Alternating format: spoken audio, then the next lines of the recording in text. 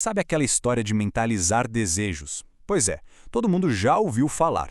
Mas e se o jeito que a maioria das pessoas faz isso estiver, na verdade, fundamentalmente errado? Nesta análise, a gente vai mergulhar numa perspectiva bem diferente, baseada em ensinamentos antigos que pode mudar tudo. A pergunta de US$ 1 milhão, né? Será que dá mesmo para materializar o que se quer só com a força do pensamento? Olha, a promessa é incrível, atrai muita gente. Só que a fonte que a gente vai analisar hoje, ela traz uma virada de jogo surpreendente sobre isso. Então, vamos direto ao ponto, sem rodeios. Segundo a nossa fonte, existe um erro crucial na maneira como as pessoas praticam isso. E é esse erro que explica por que, para tanta gente, a tal da mentalização acaba não funcionando e só gera frustração. Ok, primeiro vamos entender direitinho essa ideia que ficou tão famosa. A nossa fonte chama isso de a promessa cósmica, e é uma crença que com certeza muita gente já conhece bem. A ideia é bem simples e, vamos combinar, muito atraente. É só se concentrar com muita fé, com persistência naquilo que se quer, e o universo, o cósmico, vai dar um jeito de materializar. Soa familiar, não é verdade? Pois é.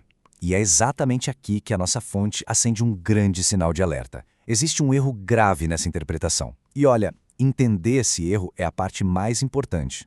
Aqui está o pulo do gato. Essa abordagem passiva, sabe, de só desejar, de ficar esperando o universo fazer o trabalho todo, é apontada como a principal causa do fracasso. É por isso que um monte de tentativas de desenvolvimento mental acabam em pura decepção. E a fonte não economiza nas críticas a quem espalha essa ideia.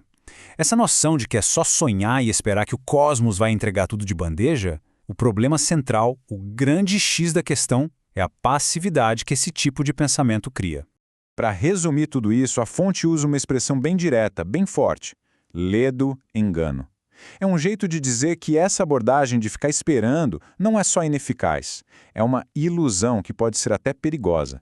Ok, então se ficar esperando de braços cruzados é o caminho errado, qual é o certo? É aí que a fonte apresenta o que chama de o trabalho do místico. E é uma abordagem, olha, completamente diferente. E aqui a chave vira. A perspectiva muda da água para o vinho. A questão não é fazer pedidos para o cosmos, como se fosse um gênio da lâmpada. É trabalhar através do cósmico, sabe? Como um parceiro mesmo, agindo dentro das leis dele. Isso leva a gente para uma metáfora muito poderosa, a da pedra bruta. Essa pedra simboliza o nosso próprio eu. O trabalho de verdade não é tentar mudar o mundo lá fora, mas sim lapidar a si mesmo. O foco vira totalmente para dentro. A mensagem aqui é bem clara: autossuficiência.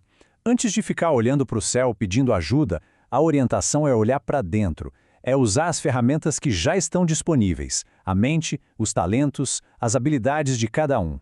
Bom, agora a gente vai para o coração do ensinamento. A diferença que vamos ver agora é talvez o segredo mais importante de todo esse processo. Olha só que interessante essa comparação. De um lado tem a passividade, o ato de só sonhar. Do outro, a atitude ativa, planejar e executar a realização do sonho. A energia da mente não é gasta no desejo em si, mas sim no processo, na construção. Essa frase é o resumo perfeito. A chave não é focar no o que se quer, mas no como isso vai ser realizado. A energia mental sai do resultado final e vai direto para o passo a passo, para a ação. E essa abordagem ativa funciona dentro de um princípio fundamental, a lei das necessidades. O que isso quer dizer? Que a tal ajuda cósmica se alinha não com um desejo qualquer, passageiro, mas com necessidades reais e com metas que a pessoa já está trabalhando ativamente para alcançar. Tá bom, mas na prática, como se faz essa visualização ativa, focada? A fonte dá um método bem claro. Vamos ver os detalhes de como isso funciona. Então o foco muda completamente. Não é pedir, é criar. É sobre construir a realidade que se quer primeiro no palco da mente. E com uma intensidade, uma constância tão disciplinada que essa imagem começa a se tornar sólida. O processo é uma jornada e exige disciplina. Primeiro passo, conceber, ou seja, ter uma ideia muito clara sem nenhuma dúvida.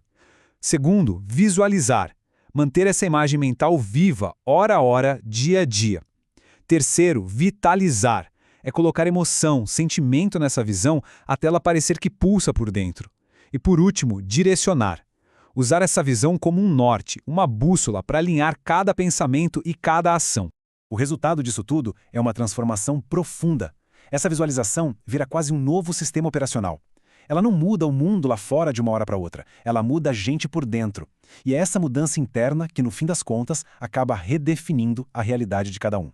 Mas, para que todo esse trabalho? Qual é o objetivo final desse esforço mental todo? Se não é só para ganhar dinheiro ou ter poder, então serve para quê? A resposta é o ponto mais alto de todo esse ensinamento. E aqui está a resposta. O propósito maior de toda essa disciplina, a chamada grande obra, se resume em uma ordem direta: fugir do vício e praticar a virtude. No final das contas, o que a fonte diz é que todo esse poder da mente não é uma ferramenta para conquistar o mundo, mas sim para conquistar a si mesmo. O objetivo não é construir um império do lado de fora, mas forjar um caráter virtuoso por dentro. E essa, segundo o texto, é a obra mais perfeita que existe.